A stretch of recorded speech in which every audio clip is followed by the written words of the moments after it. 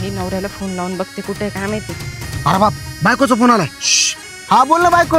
Hello, कुठे हो तुम्ही?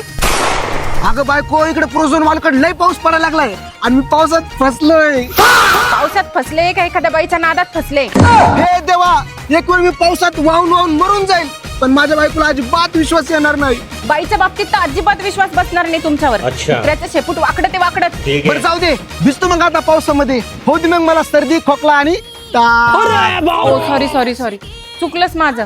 तुम्ही काय करा, तुमच्या आजूबाजूला कोणी छत्री घेऊन उभं असेल ना, त्याच्या छत्रीत घुसा, म्हणजे तुम्हाला पाऊस लागणार नाही. एक बाई आहे बर का, पण मी अजिबात तिच्या छत्रीत घुसणार नाही, कारण तू पुन्हा माझ्यावर संशय घेशील. एक शब्द बोलायचं नाही तुम्ही. तुम्हाला माझी शपथ आहे, जा त्या बाईच्या छत्रीत घुसा.